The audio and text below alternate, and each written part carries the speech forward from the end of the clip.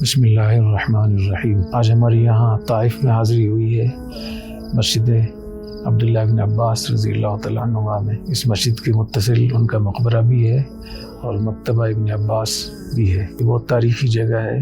حضرت عبداللہ بن عباس رضی اللہ تعالیٰ عنہما مکہ سے یہیں آ کر مقیم ہوئے تھے اور تمام روایات اس پر متفق ہیں کہ ان کا وصال یہیں ہوا تھا۔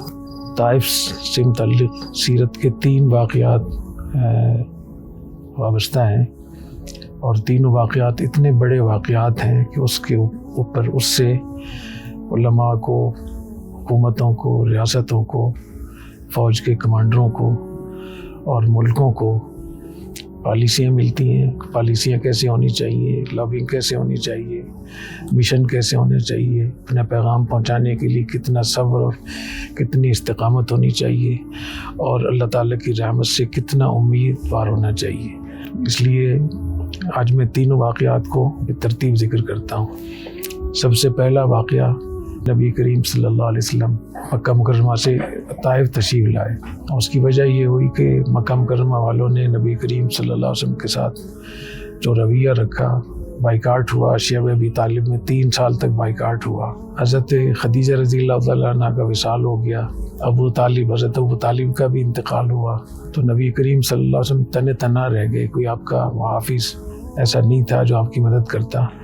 اس سے مشرکین مکہ نے یہ سوچا کہ اب آپ کے اوپر زمین تنگ کر دی جائے اور آپ کو ہر طرف سے آپ کو دبانا شروع کیا اور آپ کے قتل کے اور آپ کے نکالنے کے منصوبے شروع ہوئے۔ تو نبی کریم صلی اللہ علیہ وسلم ان کی ایذاؤں سے بچنے کی وجہ سے آپ یہاں طائف تشریف لائے، اس امید پر کہ شاید طائف کے لوگ مجھے پناہ دے دیں اور میری دعوت کو قبول کریں۔ نبی کریم صلی اللہ علیہ وسلم نے طائف کو اس لیے منتخب فرمایا کہ آپ کا خیال یہ تھا کہ جو میری ہجرت گاہ ہے، جہاں مجھے ہجرت کرنی ہے، کیونکہ اللہ تعالیٰ نے اپنی جو خصوصی اللہ تعالیٰ کی اپنے بندوں کے ساتھ، انبیاء علیہ السلام کے ساتھ جو سنت ہوتی ہے، جو معاملہ ہوتا ہے رحمت کا، نصرت کا، تو آپ کو یہ تو بتا دیا گیا تھا کہ آپ ہجرت کریں گے، لیکن کون سی جگہ ہجرت ہوگی کچھ علامات تھیں، صراحتاً نہیں بتایا گیا تھا کہ آپ مدینہ طیبہ ہجرت کریں گے۔